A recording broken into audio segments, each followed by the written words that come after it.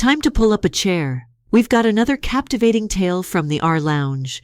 They say you can choose your friends but not your family, and sometimes you wish it were the other way around.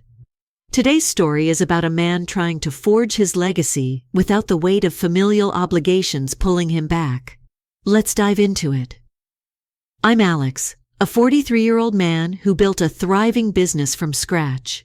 It wasn't an easy journey. I grew up in a tough environment. My mom, Christine, was just 16 when she had me. My dad took off when he found out she was pregnant, and her parents, embarrassed by the situation, turned their backs on her. For the first 17 years of my life, we were stuck in the depths of poverty. It was a brutal start to life.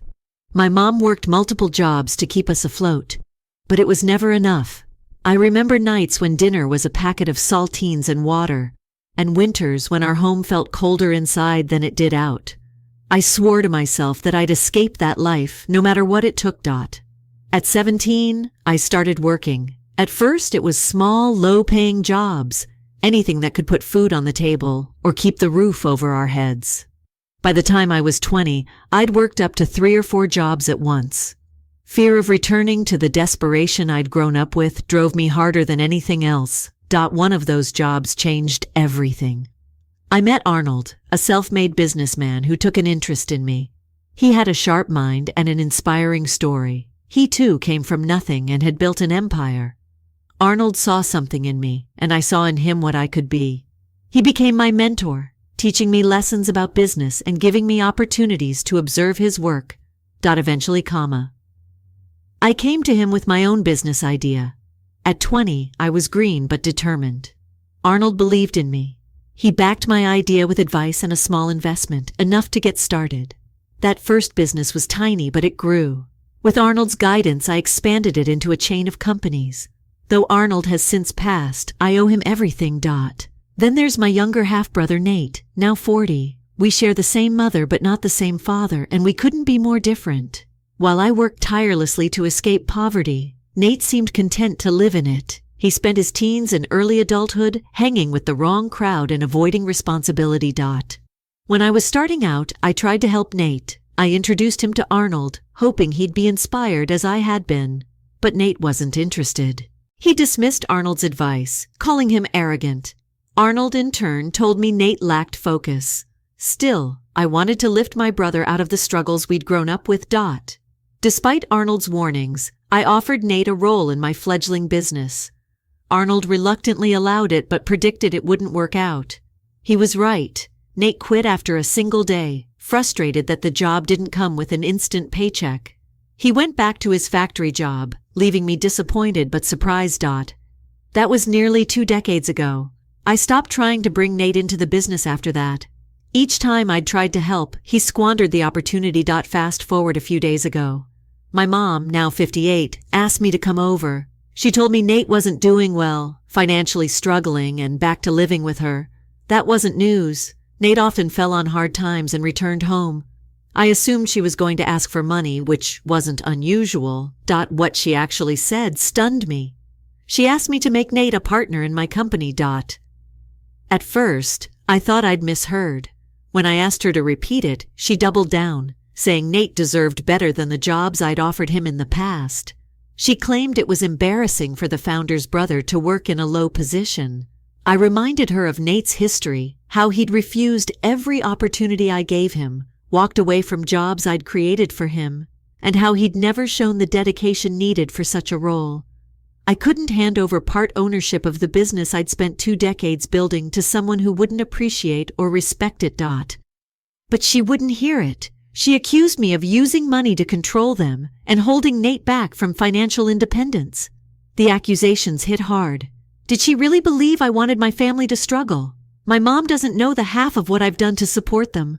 I pay her mortgage and her car loan and send her money every month to cover essentials. It costs me thousands of dollars a month to keep her comfortable. And Nate? I've bailed him out of financial trouble countless times. Still, she gave me an ultimatum. Make Nate a partner or be disowned. That's where I'll leave you for now. The story only gets more intense from here, but as you can see, sometimes the ones you love most are the ones who test your patience and boundaries. Stay tuned for the next part of this journey. After my mom gave me that ultimatum, I couldn't shake the disbelief. My own mother, someone I'd supported for years, was threatening to disown me because I wouldn't hand over part of my company to Nate. It felt like a betrayal, plain and simple. I left her house that day feeling furious, confused, and honestly heartbroken. A few days later, I was still replaying the conversation in my head. Was I in the wrong? Had I really not done enough for them? The answer seemed obvious to me. No, I'd done everything I could short of giving Nate the keys to the business. And why should I? He'd shown no interest in earning his place, no desire to better himself. But even knowing that, the whole thing was eating me up inside. I decided to reach out to someone who'd been through something similar. An old friend of mine, Rick, who also owned his own business. Rick had dealt with family drama before, and I figured he could give me an unbiased perspective.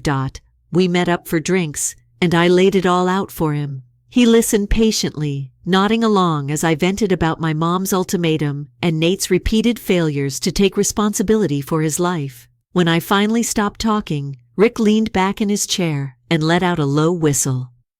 "Man," he said, "I hate to say it, but your mom is way out of line. And Nate, he's using you as a safety net. You're not helping him by caving to their demands, you're just enabling them. I know it's tough, but you've got to set boundaries, Alex. If your mom wants to disown you over this, that's on her, not you." It was hard to hear, but he was right. I couldn't keep sacrificing my peace of mind or my business for people who didn't respect me or my hard work. I decided then and there that I wasn't going to back down. A few days later, my mom called me. She sounded calm at first, but I knew what was coming. She wanted to know if I'd made the right decision yet. I told her flat out that my decision hadn't changed. I wasn't going to make Nate a partner. That's when the shouting started. She called me selfish, ungrateful, and a failure as a son. She accused me of abandoning my family and said I didn't deserve to be part of it. I tried to stay calm, but her words cut deep. Finally, I had enough. "You made your choice," I said. "You disowned me when you gave me that ultimatum, and I'm going to respect it. I'm done." Before she could respond, I hung up and blocked her number. It was one of the hardest things I've ever done, but it was also the most necessary. The next step was even tougher. I'd been paying for her mortgage, car loan, and monthly expenses for years, but now I needed to stop. If she wanted to disown me, she couldn't keep benefiting from my support. I called the bank and canceled the automatic payments. It felt cold, but I didn't see another option. I didn't tell her what I'd done. I figured she'd find out soon enough when the bank started calling. About a month later, I came home from work to find my mom sitting on my front doorstep. For a moment, I thought maybe she was there to apologize, but as I got closer, I could tell she was just pretending nothing had happened. "Hey, Alex," she said, smiling like everything was fine. "How've you been?" I crossed my arms and gave her a look. "What are you doing here?" Her smile faltered. "What do you mean? I just wanted to see you. It's been a while." "I didn't buy it." "You said you never wanted to see me again, remember?" Her expression hardened.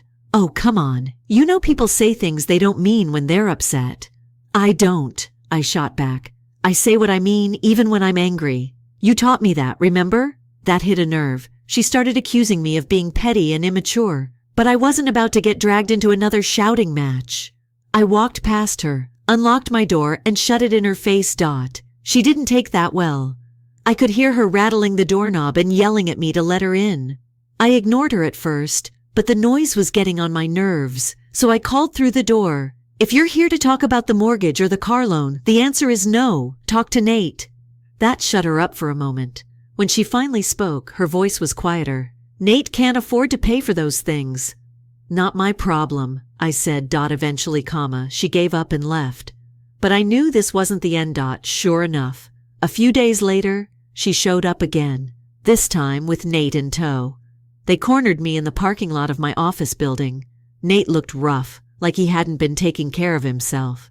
For a split second, I felt sorry for him, but that pity evaporated the moment he opened his mouth. "You abandoned Mom," he said, his voice slurred. It was barely noon and I could smell the alcohol on his breath. "She disowned me," I replied. "Now get out of my way." He didn't listen. Instead, he grabbed my shirt and tried to shake me. I didn't move. He's thin, and I keep myself in shape. When he realized he couldn't intimidate me physically, he sucker punched me. The hit caught me off guard, but it didn't hurt much. I stumbled back, more shocked than anything. He laughed, but that laugh was short-lived. I hit him back, and he went down hard. My mom screamed and rushed to put herself between us, arms outstretched like she was shielding Nate. That told me everything I needed to know about whose side she was on. "You've made your decision," I said, straightening my shirt. "Now live with it. Don't come near me again unless you're ready to apologize, and if you show up at my house or office again, I'll call the police." With that, I walked away, leaving them standing in the parking lot. It's been weeks since that confrontation, and I haven't heard from either of them. Maybe they've finally realized that I'm serious about setting boundaries. Or maybe they're just biding their time. Either way, I'm done being their safety net. Stay tuned for the next part, where things take another unexpected turn. Weeks passed without a word from my mom or Nate. And I'll admit, the silence was a relief. For the first time in years, I wasn't fielding their demands or trying to clean up their messes. I focused on my business and found myself enjoying the clarity that came with setting boundaries. But of course, the peace couldn't last forever. One evening, I got home from work to find a notice from the bank shoved in my mailbox.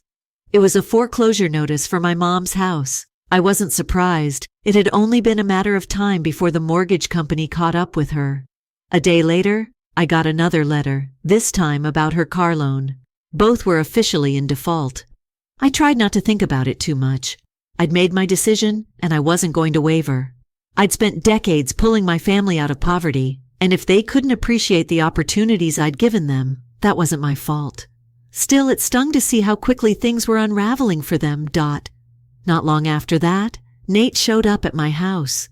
This time he looked different. He wasn't drunk for starters, and he'd cleaned himself up, well, as much as Nate ever could. He stood on my doorstep, holding his hands up like he was trying to show me he wasn't a threat. "Hey, Alex," he said, his voice quieter than I'd ever heard it. "Can we talk?" I crossed my arms, leaning against the doorframe. "About what?" He shifted uncomfortably, looking down at his shoes. "Mom's house is about to get foreclosed. She doesn't know what to do." "I already told her," I said, my voice firm. "That's not my problem anymore. She made her choice when she disowned me."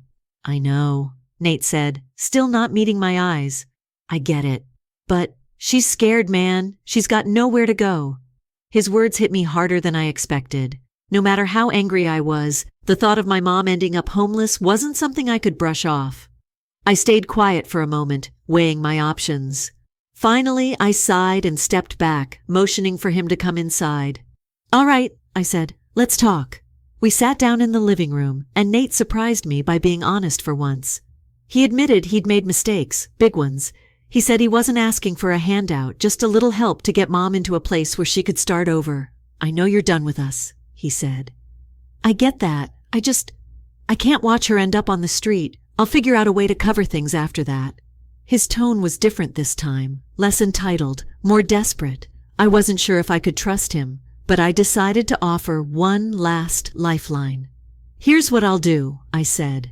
"I'll cover 6 months of rent for a small apartment. After that, she's on her own. I'm not paying for anything else. No utilities, no extras. She's going to have to figure it out from there." Nate nodded, relief washing over his face. "Thank you. That's all I'm asking for." It wasn't much, but it felt like the right balance. I wasn't caving to their demands, but I also wasn't abandoning my mom completely. I made it clear to Nate that this was the absolute last time I'd be helping either of them. No more money, no more bailouts. They'd have to sink or swim on their own. The next day, I started making arrangements. I found a small, affordable apartment on the other side of town and paid the deposit and first 6 months' rent. I left the details with Nate and told him to handle the rest.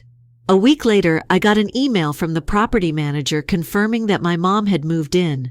She hadn't reached out to thank me, and honestly, I didn't expect her to. This was about as much closure as I was going to get, and I was okay with that. For the first time in years, I felt like I could finally move forward without the weight of my family dragging me down. It wasn't a clean break. Nothing involving family ever is, but it was enough. They had their chance, and now it was up to them to figure out their own lives. Even so, I couldn't help but wonder what the future would hold. Would they finally learn to stand on their own 2 feet? Or would they end up back where they started, expecting me to pick up the pieces again? Only time would tell. It had been a few months since I helped move my mom into that small apartment. True to my word, I didn't reach out to her, and she didn't contact me either. Nate had gone quiet as well, which, to be honest, was a relief. I figured they were finally realizing that they couldn't rely on me anymore. For a while, things felt peaceful. I threw myself into my work, focusing on growing my business and enjoying the freedom that came with setting boundaries. But, as you'd expect, peace doesn't last forever when it comes to family. One evening, just as I was locking up the office, I got a text from an unknown number. It was Nate. "Mom's sick, really sick. You should come see her." I stared at the message for a long time, my stomach churning. Was this real, or was it another ploy to drag me back into their mess? Part of me wanted to ignore it, but another part, a deeper, more human part, couldn't just brush it off. After some internal back and forth, I decided to check on her. If nothing else, I needed to know whether this was legitimate. I drove over to the apartment, my mind racing with all the possibilities. What if she really was sick? What if this was the last time I'd get to see her? When I arrived, Nate answered the door. He looked tired, dark circles under his eyes and a slouch in his posture that hadn't been there before. Without saying a word, he stepped aside to let me in. Mom was lying on the couch, a thin blanket pulled up to her chin. She looked smaller than I remembered, her face pale and gaunt. I hadn't seen her in months, and the change was shocking. "Hey," I said, keeping my voice neutral. She opened her eyes and gave me a weak smile. "You came." "I got Nate's message," I replied, standing awkwardly in the doorway. "What's going on?" Nate spoke up from behind me. "She's got pneumonia. I've been taking care of her, but it's been rough." I looked over at him, my skepticism flaring. "You've been taking care of her? Really?" "Yeah, really," he shot back, his tone defensive. "I'm not completely useless, you know." I didn't respond. Instead, I walked over to Mom and sat down on the edge of the coffee table. "How bad is it?" she sighed. "The doctor said I'll be fine, but it's going to take time. I just need to rest." The tension in the room was palpable. Part of me wanted to believe that this was a turning point for Nate, that he'd finally stepped up and taken responsibility. But another part of me couldn't help but wonder if there was an ulterior motive. After all, history has a way of repeating itself. "I'm glad you're getting better," I said after a moment. "Let me know if there's anything you need." Her eyes softened, and for the first time in what felt like forever, she looked at me without anger or resentment. "Thank you, Alex." Nate cleared his throat, breaking the moment. "We've got it handled," he said. "But there's something we need to talk about." "Here it comes," I thought. I leaned back, crossing my arms. "What is it?" Nate hesitated, glancing at Mom before speaking. "The 6 months of rent you paid? It's almost up." I should have seen it coming. Of course, they hadn't made any plans for what would happen after the rent ran out. Why would they? They were so used to me swooping in and fixing everything. "I told you," I said, my voice firm. "That was the last time I was helping. You've had months to figure this out." "We've been trying," Nate said quickly. "I've picked up some odd jobs, but it's not enough to cover everything. And with Mom being sick, it's been harder." I shook my head. "I'm sorry, but I'm not stepping in again. You need to figure this out on your own."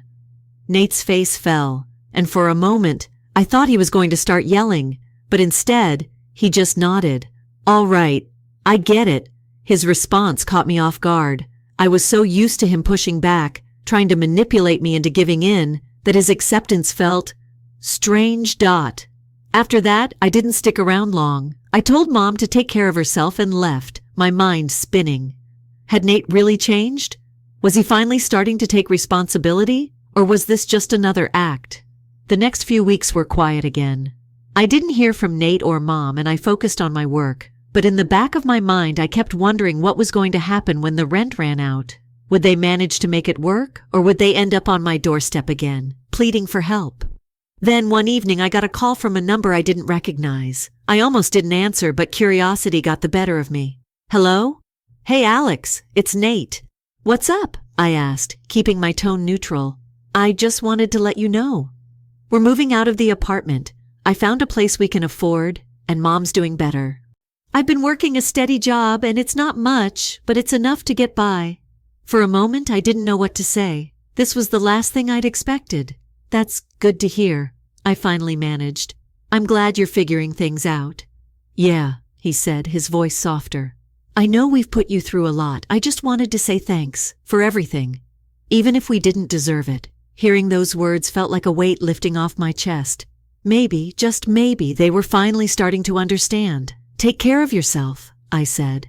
And take care of Mom. I will, Nate replied.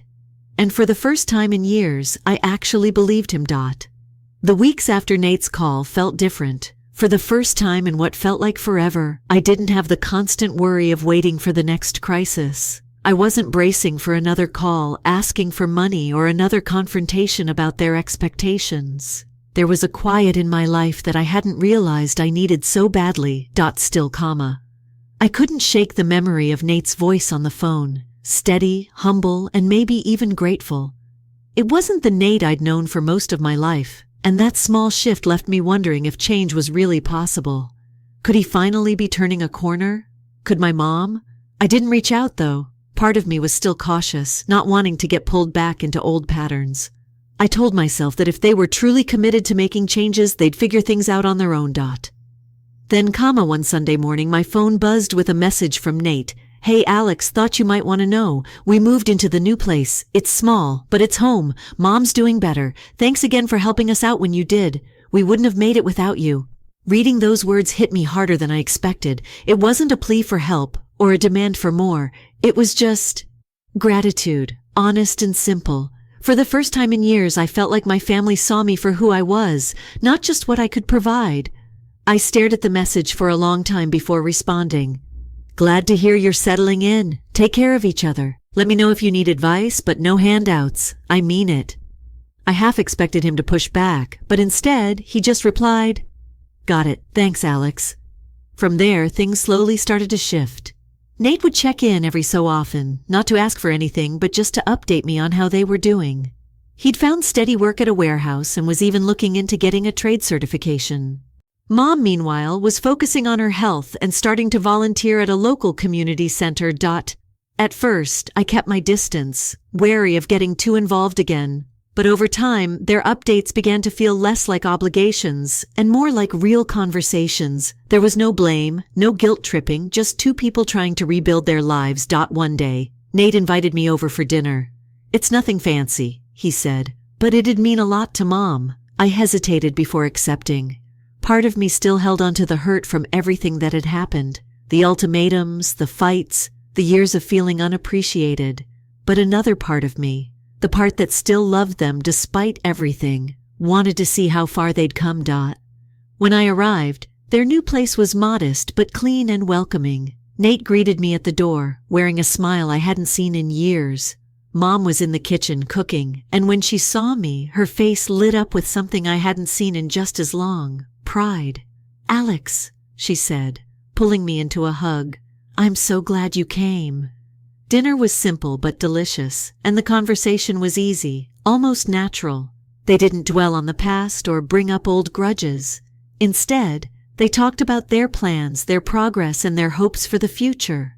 For the first time in years, I felt like I was sitting with family, not a burden or a bank, but people who wanted me there because they cared. After dinner, Nate pulled me aside. I know I've messed up a lot, he said, his voice quiet but firm. But I'm trying, Alex, for myself, for Mom, and I just wanted to say, I'm sorry for everything. I looked at him, searching for any hint of insincerity, but there was none. He meant it. Apology accepted, I said. But remember, Nate, this is on you now. I'm not stepping in again. I know, he replied, and I don't expect you to. I just wanted you to know. That moment felt like a turning point, not just for Nate, but for all of us. It wasn't a perfect resolution. Family rarely is. But it was a step toward something better. As I drove home that night, I found myself reflecting on everything that had happened over the years. The struggles, the fights, the sacrifices. It had all brought me to this moment. And while I didn't regret setting boundaries, I realized that forgiveness didn't mean forgetting. It meant acknowledging the hurt, learning from it, and choosing to move forward anyway. For the first time in a long time, I felt a sense of peace, not just with my family, but with myself. I'd done everything I could for them, and now it was up to them to carry the torch. Whatever came next, I knew I'd done my part. Because at the end of the day, family isn't about what you owe each other. It's about the choice to love, forgive, and sometimes let go. And for now, that was enough story too. Jobless ex-fiancé returned for her stuff is the title of this tale. I told her the truth while opening her baggage. Hello everyone, our goal of 25,000 subscribers is quite near. Before the year ends, let's work together to make it happen. Click the subscribe button to join me on this incredible trip. Let's get this done. Let's begin the video now. The first thing the OP says is : My fiancé, who is 33, left our 9-year relationship approximately a month ago. I am 34 years old. She did it without a struggle or even a heated argument. No. One evening she sat me down and told me, I no longer love you. That was it. No build-up, no warning. She also didn't appear to be conflicted or unhappy about it. In her mind, it seemed as though she had already gone on, and I was only now catching up. I asked her whether I had made a mistake. Perhaps I had overlooked some indications of her dissatisfaction or a topic she wanted to discuss. No, you didn't do anything wrong, she responded, just shaking her head. I recently ended a romantic relationship. Never in my life have I felt so caught off guard. We were steady, even though I didn't think our relationship was ideal, or so I believed. I truly thought we were creating a life together, and I loved her. Even after she made the decision that she no longer wanted to work, I was there for her through everything. I loved her and believed we were a team, so I was glad to look after her for 7 years, but it seems she didn't feel that way. I sat stunned, trying to take in what she had just said. She exuded such composure, as if this were no major issue. My brain was whirling in the meanwhile. I questioned her whether she truly wanted this, if I could do anything to make things better. Yes, this is what I want, she simply affirmed. I knew then that there was nothing further to say. If she didn't want to be with me, I wasn't going to plead with her to remain. I advised her to get some clothing and spend some time at her sister's house. With her in the home, I couldn't have the time I needed to contemplate. That did not sit well with her. She said it was also her home and questioned why she had to go. I reminded her that it was she, not me, who was ending things. She appeared pretty annoyed when I asked for her home key, but after some back and forth, she gave it to me. It felt unreal to watch her gather your belongings and depart.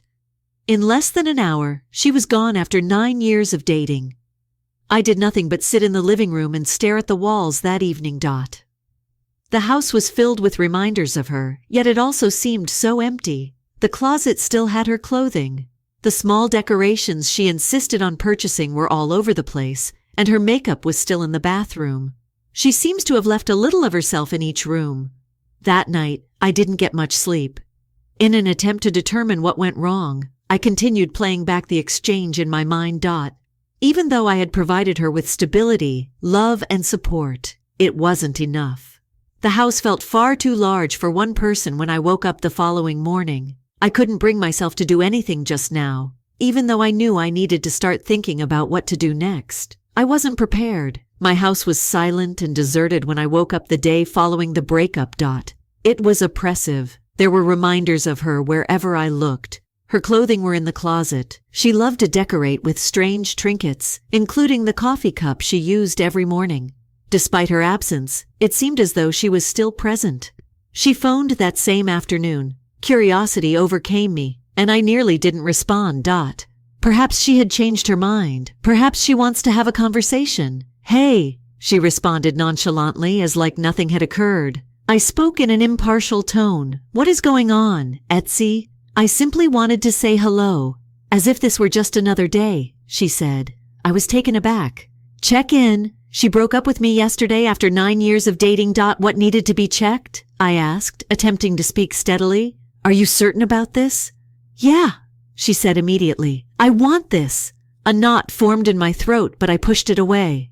All right, I responded. I have to start making some adjustments if that's the case. What changes? Her tone remained enragedly nonchalant as she inquired. I informed her that I would be canceling her auto insurance, removing her access to the joint bank account, and terminating her phone contract. It wasn't spiteful. It was only sensible. What? Why would you do that? Suddenly defensive, she asked.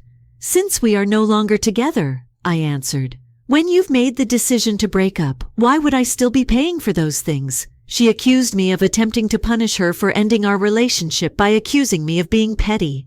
Even though her remarks hurt, I refused to back down. I responded, "It's not petty, it's the truth. I can't continue to look after you the way I did when we were together. This isn't how it operates." It wasn't warmly received by her. She persisted in accusing me of being unjust and of abandoning her Dot. She made this choice, not me, I told her. She decided to go, and as a result, I began taking action over the course of the following several days. I started by removing her from my car's coverage by calling the insurance provider. I then terminated her phone service. In any case, she hadn't been paying for it. I was the account holder.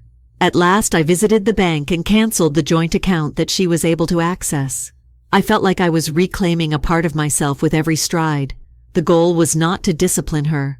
I wanted to take back my life. She didn't see it that way, of course. She accused me of being cold-hearted and vengeful in a barrage of texts. Dot, she said that I was adding unnecessary stress to her life. I'm having to start again because of you. One message was read. Right now, I have nothing. How fair is that? I didn't answer. How could I respond? She was behaving as though I owed her money, as if it were my responsibility to ensure her well-being. I learned that she was living with her sister and finding it difficult to cope with her new life, even after she had broken up with me through common friends.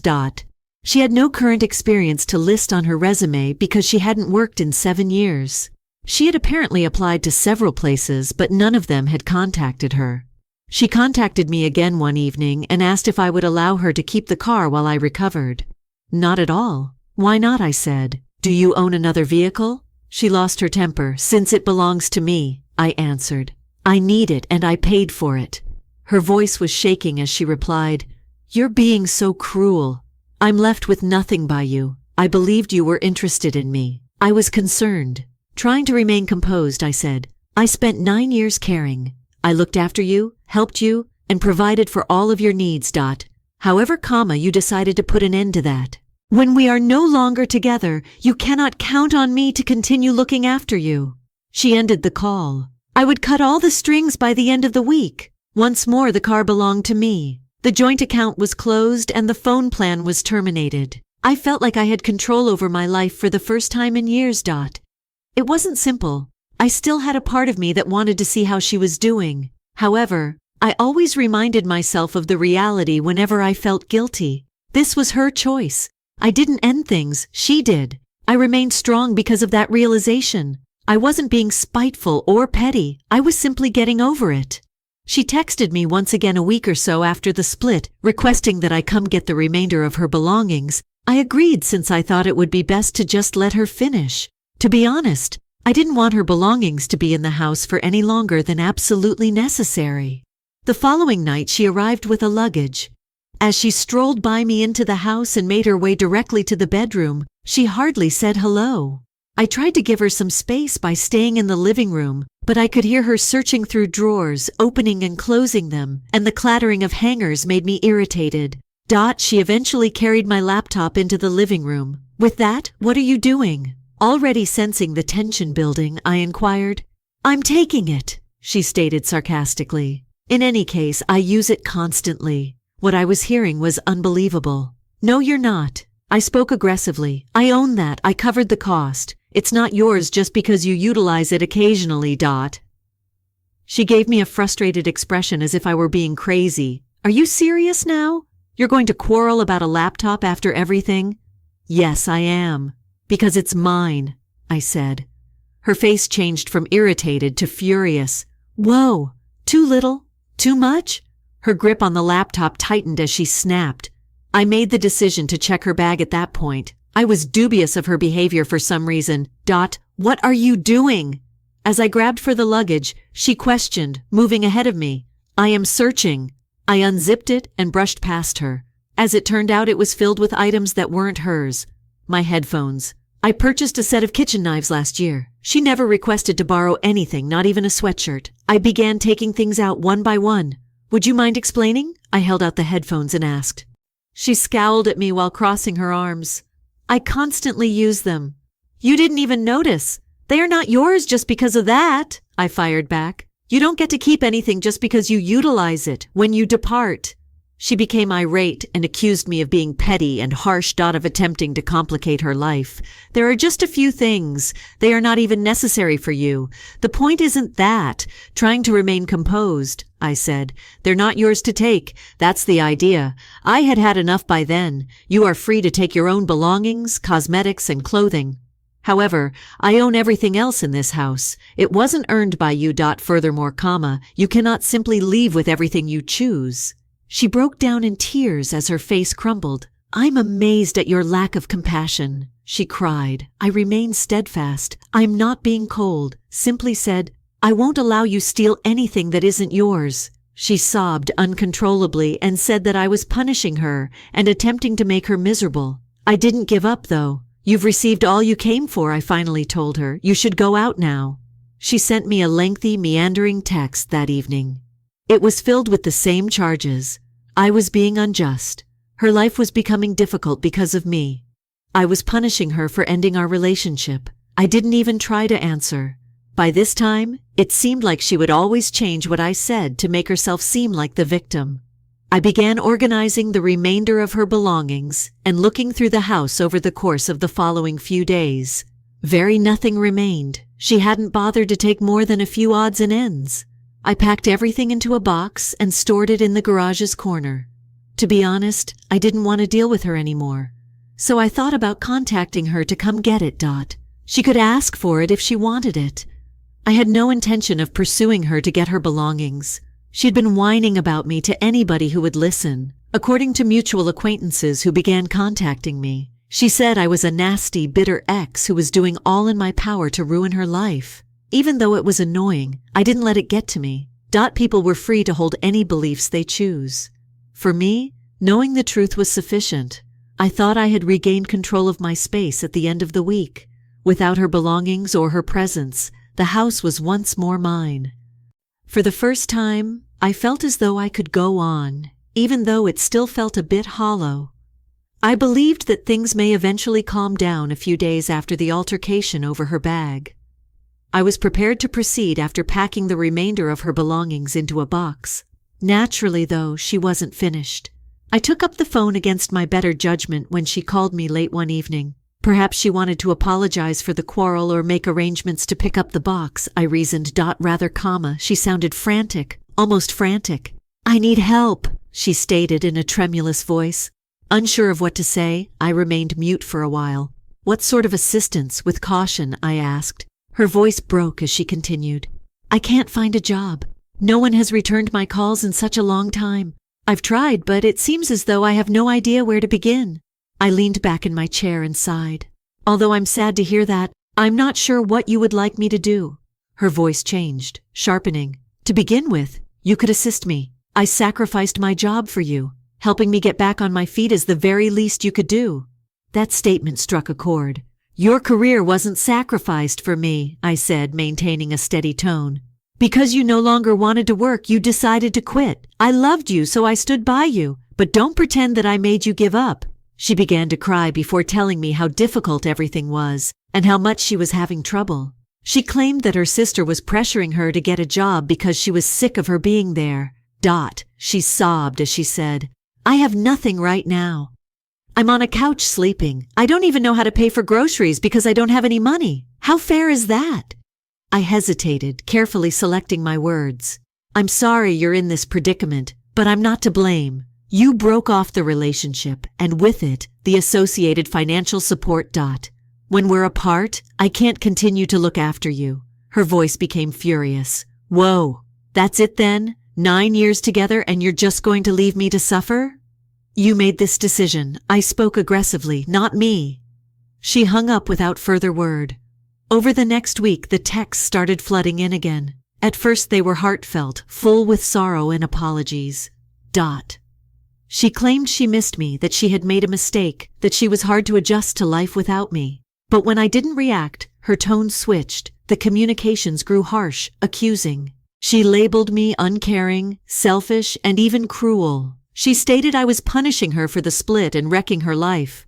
It was hard to read, but I pushed myself to stay solid. I was aware that it would never end if I gave up now.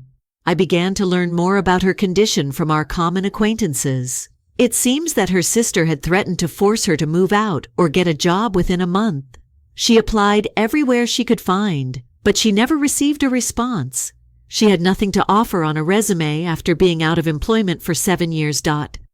According to a friend, she sobbed during a group gathering, lamenting how she had destroyed her life and wishing she could return to its previous state, but I didn't feel sorry for her. She had it everything, a nice life, affection, and stability. She also tossed it aside. I was home one evening when the doorbell rang. I hesitated before opening it because I wasn't expecting anyone. She was standing on my doorstep when I did. She had a horrible appearance. She had untidy hair. Her clothes appeared to have not been cleaned in days, and her eyes were swollen and red. "Why are you here?" With a flat tone, I asked. She trembled as she said, "I need to talk to you." I moved to make room for her. Curiosity more than anything else. Her hands trembling, she sat down on the couch and attempted to gather her thoughts. Her voice broke as she continued, "I can't do this anymore. I can't, but I've tried. I am unable to get employment. This is not how I can afford to live. I'm at a loss on what to do." I paused, allowing her to finish speaking. I was wrong. Tears were flowing down her cheeks as she said, "I can't do this alone even if I believed I could. You are missed. We are missed. I still adore you." Her words lingered in the atmosphere, but instead of pity or desire, I simply felt numb. "You're not in love with me. Finally, I said. I provided you a life that you liked. The two are not the same." She insisted that she meant it and shook her head, that she wished to return and make amends. I got up and said, "I can't help you. You now have to live with the decision you made." I wasn't interested, but she pleaded with me to change my mind, promising to do whatever it needed to make things right. Even after 9 years of giving her everything, it wasn't enough. I was determined not to allow her to exploit me again. "You should go out now." As I opened the door, I said. When she realized that I wasn't altering my mind, she hesitated for a second, her eyes beseeching. The door shut behind her as she stood up and left. For the first time since the split, I experienced a sense of relief. I thought I had really closed that chapter of my life, both literally and figuratively. I knew it was permanently over after that last altercation. She had sobbed, pleaded, and offered every possible explanation, but it didn't alter what I already knew in my heart. I wasn't missed by her. I gave her life, and she missed it. I felt free for the first time in a long time. No more doubting myself, no more guilt. I felt as though a burden had been removed off my shoulders since I was no longer in charge of her. A mutual buddy texted me a few days later. She had apparently finally been expelled by her sister. She had been unwilling to contribute monetarily and had missed her job search deadline. She was forced to leave by her sister. After that, I had no idea where she went. I didn't want to know, to be honest. She reportedly found a part-time work at a nearby cafe. Though it wasn't much, she managed to stay afloat. Seldom. She was making do with what little she had while residing in a small apartment. According to our mutual acquaintances, she was often talking about how unfair life had been and how sad she was. Here's the problem, though. I had no sympathy for her. She made her decisions. She had to deal with the repercussions of her decision to leave me. I started dating someone fresh about that same period. She is Natalie, and she is everything that my former partner wasn't. I wasn't sure whether I was ready to date again at first, but we met via a common acquaintance. However, that was altered by Natalie. She is intelligent, self-reliant, and diligent. She owns her own apartment and has a successful profession as a project manager. I'm not required to look after her. She is more than capable of being independent. For the first time in years, it felt good to be with her. In the relationship I was in, each partner made an equal contribution. She was surprised to learn how much I had done for my ex and how little I had received in return when I told her about our separation. She responded, "You deserve better than that." And I did believe it for the first time. I received a notice on my phone one evening when Natalie and I were eating supper. My ex sent me a message. She had managed to get in touch with me using a new phone number. It was a lengthy, regretful, and heartfelt statement. She claimed she was unable to locate steady employment, that she had made a mistake by leaving me, and that she was barely surviving. She asked if I would think about allowing her move back in as she concluded the message. Until I'm able to stand again. Natalie arched an eyebrow as I showed her the note. How will you respond? She inquired. Nothing. I said, I will not answer at all, and I didn't. My ex unexpectedly showed up at my residence a few days later. When I heard the doorbell, Natalie was with me. She appeared much more unkempt than when I had last seen her when I opened the door. She looked at Natalie with hardly concealed annoyance and stated, I need to talk to you. There's nothing to discuss, I said, maintaining a composed tone. She broke down in tears, starting off with the same tale I had heard before. She was having trouble. She had nowhere to go. She had done something wrong. She pleaded with me to let her return, promising to do whatever it needed to make things right. However, I refused to accept it. Do you not love me? You adore the life I gave you, I told her. The two are not the same. She insisted that she meant it as she continued to cry. That her desire was to put things right. I had heard it all before, though. I'm sorry you're having trouble, but I'm no longer your safety net, I said. You must live with the decision you made. Just because things didn't turn out the way you expected doesn't mean you get to go back. She gave me a look that suggested she was shocked by what I was saying, but I didn't mind. I had tried to care for someone who never showed appreciation for my efforts for far too long. You should go out now, I remarked, keeping the door open and moving aside. She paused, glancing back and forth between Natalie and me. Then she turned and left without saying anything else. Natalie grinned as she glanced at me after the door had closed. She said, I'm proud of you, And what do you know? I also felt proud of myself. I was at last prioritizing myself for the first time in years. I'm now thinking about my future with Natalie. She has been a tremendous support system and has given me a new perspective on my value. I'm thrilled about the future and happier than I've been in years. Regarding my ex, I have no idea what became of her after that night, and I don't give a damn. I made my decisions and she made hers, and I feel like I'm right where I should be for the first time. I was on the verge of forgetting about my ex a few months after our last chat. Natalie and I were having a terrific time. We were taking trips, planning our future, and simply having a good, balanced relationship. I wasn't monitoring my former partner. However, one day I received an unexpected call from a mutual acquaintance with some news. You won't believe what transpired. They nearly burst out laughing. Apparently, not long after our breakup, my ex began seeing someone else.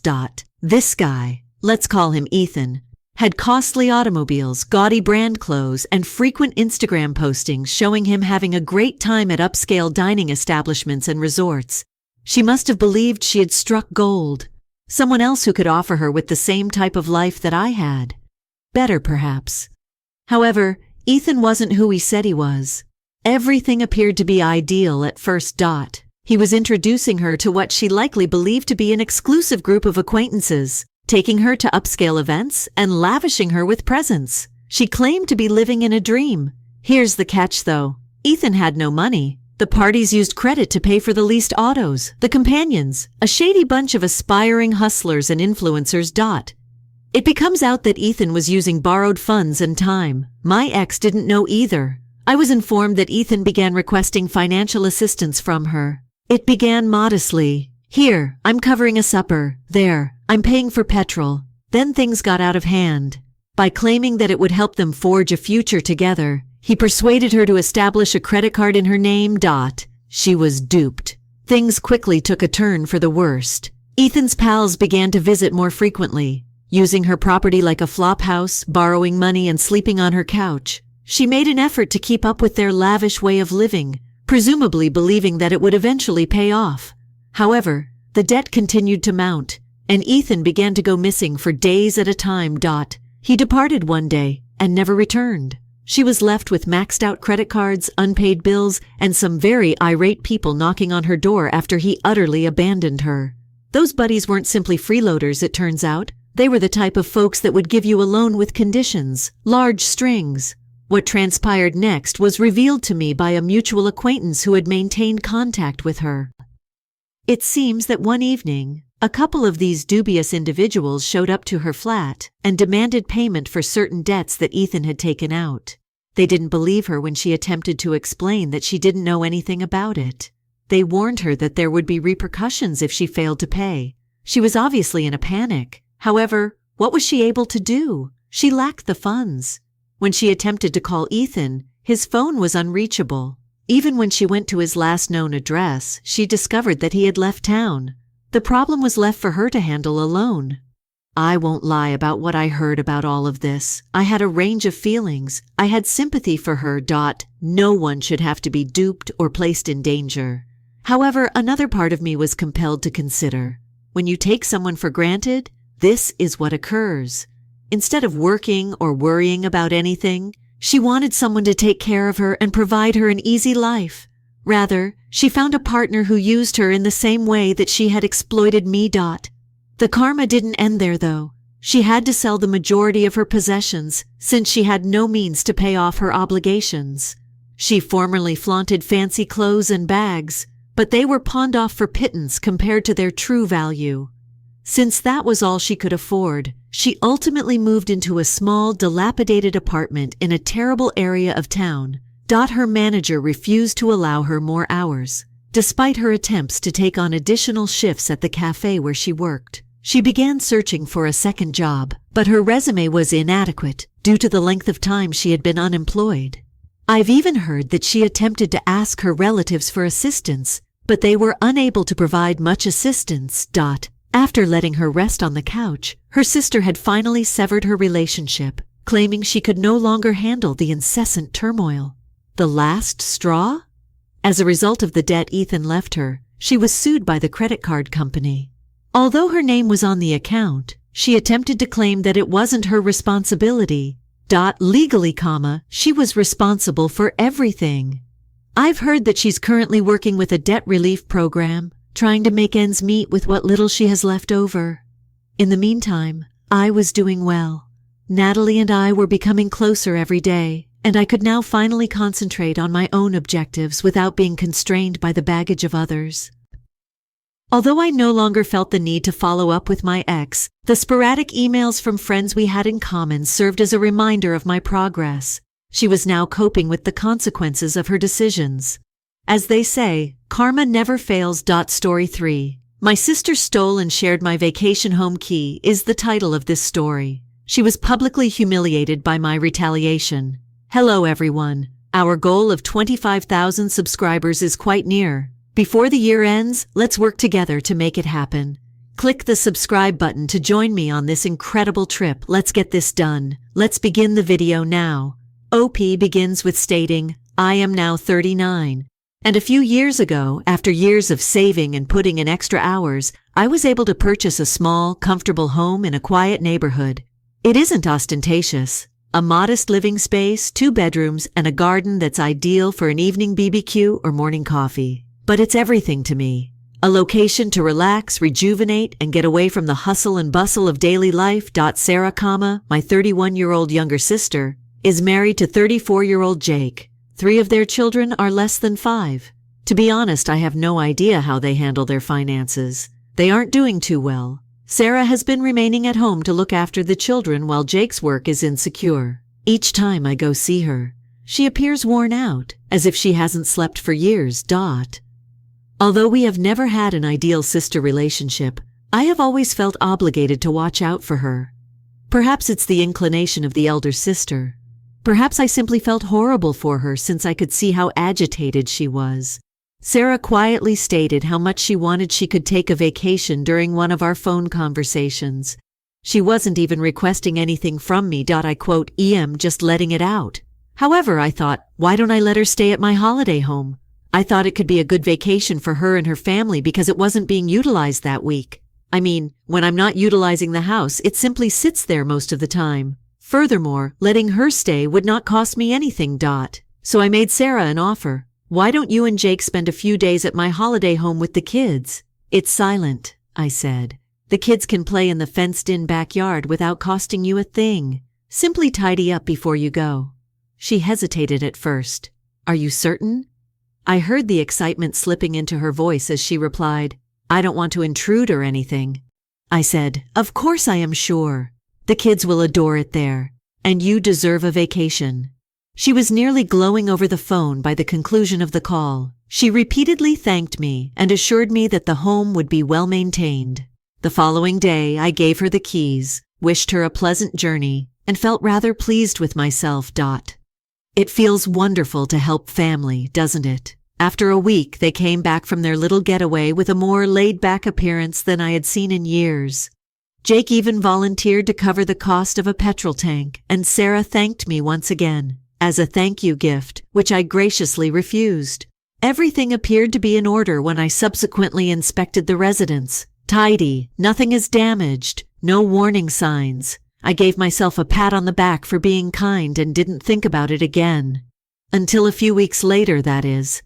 I received a call from Aunt Karen when I was having a leisurely Saturday morning. Although she seldom phones me directly, Karen is the type of person who is always up for an impromptu trip. Curious, I responded when her name appeared on my screen. "Karen, how are you?"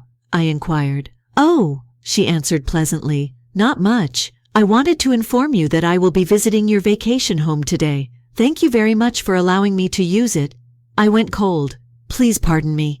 "Your vacation home?" she repeated as if it were the most commonplace thing ever. "I got the keys from Sarah. I thought I would take a little weekend excursion because she said it was okay." My heart began to race. The keys were handed to her by Sarah. I hadn't discussed utilizing the house with my aunt. I hadn't even given her the address, to be honest. How did this occur? "Karen," I replied, attempting to sound composed. "Sarah gave you the keys when, a few days ago, I see. After their vacation, she prepared an extra set, which she believed would be convenient for family members to have. Isn't she adorable? Charming?"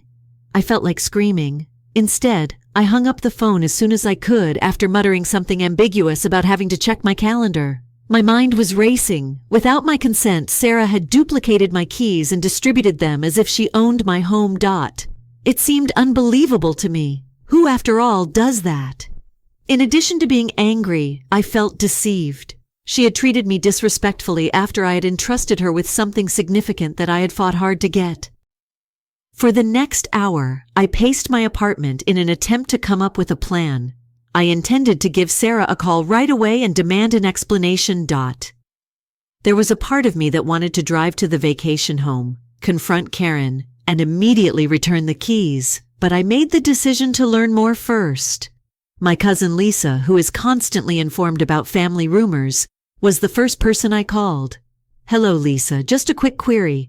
Have you heard anything from Sarah regarding my holiday home?" "Yes, indeed. As if it were no great thing," she said. "You re quite kind to let the family use it," she remarked. "In case I wanted to remain for a while, she even offered to give me a set of keys." I was about to scream, but I had to bite my tongue. "Did she really hand you the keys?" "Not yet," Lisa said. I assured her that I would notify her if I ever required them. That was the last straw. Sarah wasn't only making extra keys, she was giving them out, converting my personal retreat into a family timeshare of some sort. The outrageousness was astounding. I was furious by the time I ended the call. This was more than a simple miscommunication or error. I was unable to comprehend this amount of entitlement. My charity had been trampled underfoot by Sarah. I knew I needed to cool myself before I confronted her, but I felt that something had to be done. I was lying awake in bed that night, mentally reliving the events. How could she have accepted this? Did she truly think that by giving away my house, she was helping me? My anger increased as I gave it more attention. However, I also came to another realization. Sarah's behavior spoke louder for her than for me. She had little regard for boundaries and was entitled and avaricious. I immediately realized that a straightforward talk was not going to be the end of things. No, Sarah needed to know how terrible her mistake was, and I was going to make sure she didn't do this kind of thing ever again. I had just one idea when I woke up the next morning. I must face Sarah. I couldn't ignore this. She had openly disregarded my limits in addition to betraying my confidence. The vacation home wasn't the only thing at stake. It has to do with her utter disregard for me and my belongings. Just after breakfast, I gave her a ring. The second ring caught her attention, as cheerful as ever, as if she hadn't already made my house into a motel for families. "What's going on, big sister?" She sounded as though she didn't know. "Sarah." I started speaking steadily. "We must speak. Why is the key to my holiday home in Aunt Karen's possession?" A pause occurred. Then she laughed nervously. "Oh, that, yes." I handed her a set. I believed she might benefit from a brief vacation. "You believed I lost my temper and snapped. You provided my keys to someone else after making a duplicate of them without my consent. Are you serious? Now?" Her voice changed abruptly. "Whoa, relax. It's not a huge concern. Family is involved. I assumed it wouldn't bother you, "You were mistaken," I fired back. "I own that house." "You had no right to do that, Sarah." She let out a loud sigh as if I were the one who was being unreasonable. "I fail to see what the issue is. We didn't exactly destroy the place. In any case, you haven't really utilized it this year. Why not share it with the family?" "As it isn't a family home," I said, raising my voice. "I own it. As a courtesy, I let you use it. Not because it was yours to claim. Perhaps this wouldn't be a problem if you weren't so frugal." She retaliated. "Because you own something wonderful, you act as though you're superior to everyone else." I was halted in my tracks by it. Stingy, superior to all others. I gave her free use of the house, and she paid me back in this way. "Sarah, you know what?" My voice was cold as I spoke. "I'm going to stop talking about this now. But don't assume that this discussion is finished just yet." Before she could continue, I hung up. I set my phone aside with trembling hands. I was astounded by her bravery. She doubled down, behaving as though I was at fault, in addition to refusing to apologize. It enraged me. Other family members began whispering to me throughout the course of the following few days. Sarah apparently didn't waste any time in presenting her version of events, portraying me as the egotistical elder sister who refused to let the family stay in her opulent home. My cousin Lisa even texted me to tell me that Sarah had labeled me domineering and greedy. She was tampering with more than just my reputation. It was my mental tranquility. I kept thinking about how many individuals were able to enter my home without my awareness. To whom had she handed the keys? How many unplanned visits from random relatives might occur? I made the decision to find out.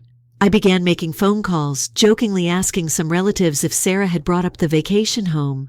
I received worse answers than I had anticipated. "Oh yes," she said. "Every time one uncle told me you were okay with us utilizing it. She handed me a duplicate of the keys as a precaution, but I haven't had a chance to go yet. She instructed me to notify her if I intended to remain there." Another relative claimed that because she made it seem like she came up with the concept, she didn't think to ask you. I was furious by the time I had ended my calls. Sarah had not just handed over 1 or 2 sets of keys, she had converted my holiday home into a timeshare for the community. I had practically lost all authority over my own property because of her. For what purpose? To pretend to be the giving sister. This was something I had to stop. I had to make sure she took the lesson, though. A straightforward altercation was insufficient. If she felt like being entitled, I intended to ensure that it exploded in her face. Regaining authority over the house was the first step. The next day, I replaced all the locks when I drove out there. Removing Sarah and her network of essential users wasn't the only goal. It was about taking back my personal space. I wanted to feel secure once more on my own land. I couldn't help but feel relieved as I stood in the driveway with the old locks in my hands. The first step in cleaning up the mess Sarah had made was this. However, it was insufficient. I was going to make sure she had to deal with the repercussions of her behavior. I began making plans that evening. I would take advantage of Sarah's entitlement and avarice if she felt so at ease crossing lines. I had had enough of being the good elder sister. It was time for her to realize how terrible her mistake had been, and it felt good to make sure everyone else realized it by altering the hair. However, it was insufficient. Sarah had attempted to incite the family against me, degraded my property, and embarrassed me. I realized that simply regaining control of the house would not enough. I needed everyone to see how far she had gone, and I needed to make her realize it. The first step was to face her head on once more. I wasn't going to hold back this time. Sarah answered the phone pretty instantly when I phoned her. "Hey," she responded in a guarded tone. "Is your anger over the foolish keys still present? Not even mad can describe it." I spoke in a steady but icy tone. "I've replaced the locks, Sarah. I will never again allow anyone to enter that residence without my consent." The other end paused for a long moment. Then she made a strained chuckle. "The locks were really changed by you? Doesn't that seem a bit excessive to you?" I blasted back. "Not even a bit, Dot. Without my permission, you duplicated my keys, distributed them to an unknown number of people, transforming my holiday home into a free-for-all. Sarah, you betrayed my confidence. Are you even aware of how incorrect that is? Betrayed your confidence?" In a sarcastic tone, she repeated. "Come on, you're acting as though I stole from you or something. Not that anyone did anything to it, it's simply a home. You don't understand," I said, attempting to control my fury. "This isn't your home. Who remains there is not up to you. I was nice enough to let you utilize it. And you pay me back like this? By giving it out as though it were yours." Sarah sighed. "You're exaggerating this situation. I didn't charge anyone to stay there. Really, all I wanted to do was support the family. Assist the family?" I lost my temper. "What do you mean by acting as though you own something behind my back? You don't? How many people have phoned me, do you know? Assuming that since you provided them a key, they can simply walk right into my house?" Her voice became angry and defensive. "Perhaps this wouldn't even be a problem if you weren't so self-centered. You don't really utilize the house all the time. Why not let your family to experience it?" That was it. She wasn't listening to me when I tried to reason with her. She was quite entitled, and I could see that she felt absolutely no remorse for her actions. She believed that I was the issue, if anything. "Sarah, you know what?" I spoke in a cool, collected tone. "This conversation is getting to me. You will have to deal with the repercussions since you went too far. What is the intended meaning of that?" When she asked, I didn't respond. After hanging up, I inhaled deeply. It was time for the next stage of my strategy. I began laying the trap later that night. I was going to give Sarah the opportunity to delve even farther if she wanted to be the queen of giving. I texted her, "Hey, your words have been on my mind, and you could be correct. Perhaps I've been too guarded about the vacation home. Tomorrow let's speak." She answered very instantly. "I think you'll like this idea I have. I'm delighted you're finally changing your mind. Tell me when you'd like to talk." We met in a coffee shop the following day. I claimed to be sorry, telling her that I wanted to make amends since I thought I might have overreacted. We'd need certain regulations, but I've been thinking that perhaps the house might be used more as a family resource. That made her tense. "What sort of regulations?" "Well," I responded, leaning in as though I were disclosing a major secret. "I considered introducing a scheme for family rentals. To ensure that everyone may use it without any problems, I just want a minimal deposit to cover maintenance and cleaning costs. Naturally, because you've previously used it, you'd be the first to gain access. Her eyes glowed. "Really? That's really kind of you. There's a catch, though." "I need to know if I do this," I said. "The regulations will be adhered to by everybody. No one should be allowed to stay there or make duplicates of the keys. I would thus want a little upfront commitment to demonstrate your seriousness. Let's say $1,000. After a brief moment of hesitation, Sarah's greed overcame her. $1,000, that's all. "That's it?" I replied. "It's only an act of good faith. You will get reimbursement when we set up the program, and you are free to utilize the house anytime it is available." She smiled. Deal.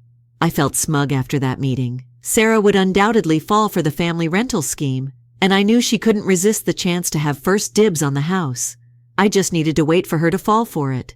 Sarah did indeed send me the deposit a few days later. While she began boasting to the entire family about her unique deal, I left it in my account unaltered. She gave the impression that she was the driving force behind everything. She told people how she had gotten exclusive access to the house and persuaded me to share it. She even made a suggestion that, for a fee, she could assist others in getting in on the deal. I didn't stop her. The payout would be better the more she boasted. The family was talking about how giving Sarah was and how I had finally changed my mind by the time she had done telling her story. They had no idea that the actual fireworks would soon start. Sarah was unaware of what was about to happen. She was boasting to the family about how she had persuaded me to share the vacation home, and she was enjoying her little ego trip. I gave her time, even though it made me sick. After all, she would fall more forcefully the higher she ascended.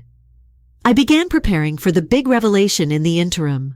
I made contact with certain important family members who were closest to Sarah and who blindly accept her gibberish. I stated in passing that I was reviewing the usage of the vacation cottage, implying that Sarah's recommendations had encouraged me to make some significant adjustments. Naturally, I didn't bring up the rental program she believed she had created. I simply allowed them to believe she was assisting me in making the house more accessible. Sarah had unwittingly become the spokesperson for the turmoil around the vacation cottage. By the time I finished sowing the seeds, she even told others that she had negotiated the regulations to keep the house in the family since she enjoyed the limelight and embraced it. Her willingness to go to such lengths to make herself appear good was almost astounding. Nearly. The family cookout followed, an ideal setting for the big reveal. I came early to assist with setup on the day of the BBQ. Sarah was already there, with her cousins surrounding her and treating her like a queen. When I stepped in, she gave me a smug smile. She was obviously certain she had won.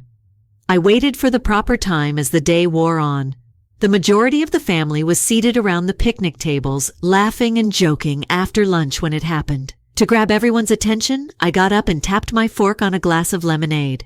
"Hello, everyone," I said with a smile. I would want to express my gratitude to Sarah for all of her assistance with the vacation house problem. Sarah's face became radiant. She obviously assumed I was going to give her a lot of compliments. I went on. "You've truly gone above and beyond. You've distributed keys, established your own regulations, and even come up with this fantastic concept for a family rental scheme." A few people in the audience murmured in confusion. Someone inquired about the rental program. "Oh, you were unaware?" I pretended to be surprised. "Sarah has persuaded me to allow the family to rent the property, and she has been telling everyone about it. To get first dibs, she even sent me a $1,000 deposit." Sarah's smile began to waver as the murmurs became whispers. "Well," she stumbled, "it was just a suggestion." "Really?" As it appeared to be rather official. Taking out my phone, I said, "The deposit she sent me is attached. For everyone to see, I displayed the payment receipt." Sarah's face became flaming. "However, the problem is," I went on, "no rental program exists. It never was. I simply wanted to observe the extent to which Sarah would go in order to seize possession of something that is not hers. It turns out that her dignity costs $1,000. The audience became quiet. Then questions began to flow. Without asking you, she handed out the keys. For nothing, she spent $1,000.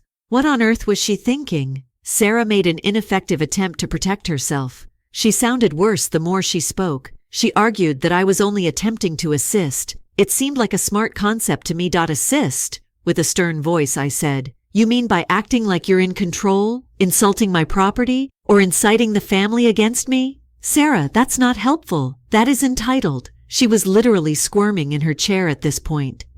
I wasn't finished, though. I turned to the other members of the family and said, "And just so everyone knows, I own the holiday home. The house isn't a family home. A timeshare is not what it is. Furthermore, it is certainly not for rent. Anyone can approach me personally whether they would want to stay there. However, as of right moment, no one with an illegal key will ever enter it again."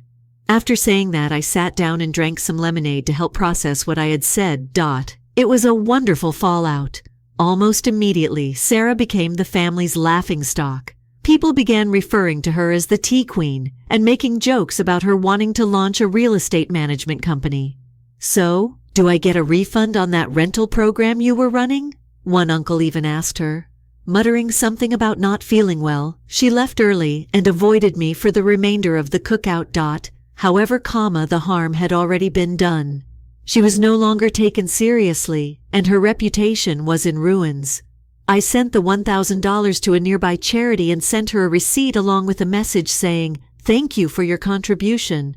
Your gift is much appreciated by the community." Sarah became really quiet after the barbecue. No texts, no calls, not even her often passive-aggressive Facebook postings.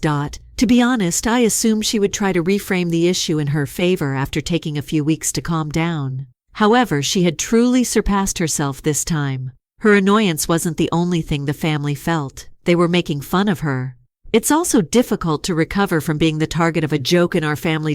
Her little rental program disaster had disastrous consequences. My cousin Lisa contacted me a few days after the cookout, sobbing with laughter. "Uncle Tom said anything, did you hear it?" She said the question with difficulty. "He mentioned that he was considering employing Sarah to keep track of his garage keys, because she obviously has a flair for it." I couldn't contain my laughter.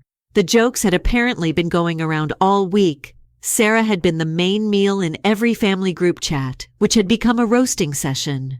A meme featuring woman clutching a huge key was even created with the phrase, "When you can't afford property, just take over someone else's." It was not long before Sarah learned about it. She made a lengthy tirade on Facebook about how family should help one another, and that no one recognizes the sacrifices she makes in an attempt to play the victim. However, the remarks were harsh. "You sacrificed $1,000 for nothing," said one cousin. "You're to blame, sis." Another person noted that perhaps this wouldn't have occurred if you had asked for permission, rather than acting as though the home was yours. The harm had already been done when she finally removed the post. She was aware that no one was buying her justifications. In the meanwhile, I made the decision to make the humiliation even worse. I made a vacation house maintenance group email and distributed it to the extended family. It said, "Hello everyone! In order to prevent future misunderstandings, I simply wanted to clear up any doubt regarding the vacation cottage. I quote put some new guidelines into effect. I am the private owner and caretaker of the house. For normal family usage, it is not available. You'll have to ask me directly for permission if you want to stay there. There are no exceptions. Access to the residence will be permanently lost for any unlawful use. I would especially like to thank Sarah for reminding me of the need of establishing limits and keeping control of my property. Best. My name." No one was unaware of the sarcasm. My inbox was overflowing with responses in a matter of hours. The majority expressed understanding and respect for my decision. Some couldn't help but make fun of Sarah. I read one email. Sarah handed me invisible keys, which I suppose I'll have to return. I appreciate the heads up. Sarah was furious, of course. The day after the email was sent, she gave me a call. Enraged. "How could you harm me like this?" she made a demand. "I looked foolish because of you." "Sarah, you made a fool of yourself." Calmly, I said, "I simply presented the facts to everyone. Perhaps you should consider why you're so unbelievable if you're feeling ashamed." She gave a hiss. "My reputation has been damaged by you. You're standing." I fired back. "You mean the one where you pretend to own other people's property? You did a great job of trashing that on your own, in my opinion." I was unconcerned when she hung up on me. I felt totally at ease for the first time in weeks. Sarah had been firmly placed in her place, and the house was once again mine. Still, the jokes continued. At a family holiday gathering some months later, the topic of the vacation home was up once more. "Is Sarah still operating her rental company then?" A cousin made a joke. Sarah looked at him with a smile but remained silent. She had discovered the hard way that putting more effort into herself only made matters worse. Over time, the family may have come to forgive her, but they never forgot. Occasionally, someone would make a delicate remark, and she would simply sit there thinking in silence. Personally, I don't believe I've ever loved a casual family get-together, Christmas party, or cookout more. The sweetest kind of retaliation was seeing Sarah wince whenever the home was brought up. What's the best part? The home is still mine. The locks are safe, and nobody even considers requesting a duplicate of the keys these days. I learned my lesson. Don't tamper with the generosity of others. When you step over the boundary, often the most generous individuals have the sharpest claws.